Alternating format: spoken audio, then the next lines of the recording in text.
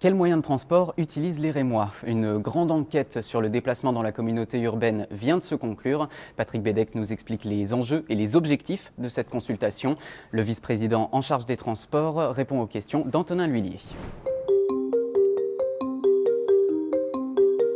En fait, nous avions besoin de connaître un petit peu les évolutions des comportements en matière de mobilité sur les 143 communes, et c'était la première fois qu'on le faisait parce que les anciennes enquêtes se limitaient à 15 ou 16 communes et dataient de 2006. Alors évidemment,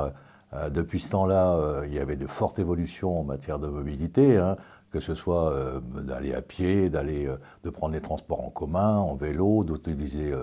la voiture, etc. Donc d'où cette nécessité véritablement de lancer une enquête qui permettrait non seulement de pouvoir ajuster les futurs investissements en matière de mobilité, mais également de connaître les évolutions de chaque ménage dans ce Grand Reims comportant 143 communes. Alors, en fait, on a sélectionné de manière aléatoire 2500 ménages, ce qui correspondait à peu près à 5500 personnes interrogées, sous deux manières, soit par téléphone, pour ceux qui souhaitaient plus par téléphone, soit directement à domicile. Et les ménages, en fait, sont représentatifs de l'ensemble des ménages, puisqu'on a 300 000 habitants sur la communauté urbaine, et il fallait trouver des ménages qui soient représentatifs de chaque catégorie, que ce soit des gens seuls, des retraités, des gens qui avaient des enfants ou pas, etc., mais qui puissent représenter, lorsqu'on fera l'analyse, chaque comportement à l'intérieur de ces ménages.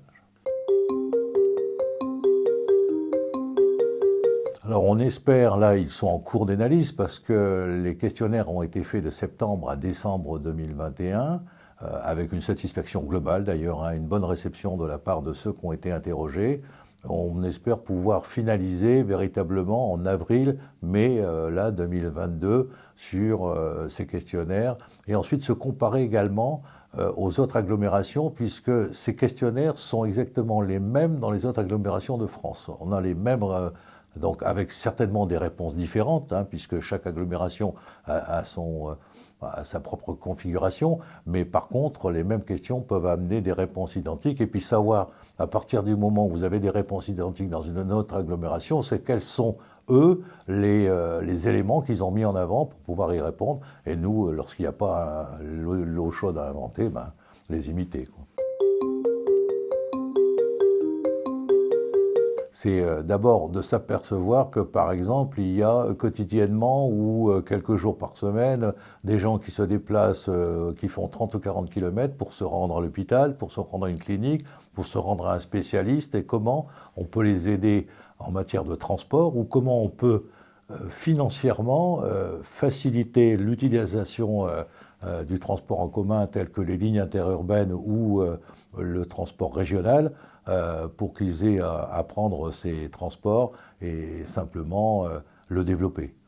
Mais eux-mêmes d'ailleurs nous l'auront, parce que dans les questionnaires il n'y avait pas que la réponse en disant j'utilise, c'est aussi qu'est-ce que je souhaiterais. Vous voyez, il y a les deux, il y a aussi en même temps l'analyse de ce qui se fait, mais aussi l'analyse de ce qu'ils souhaitent par rapport à cela.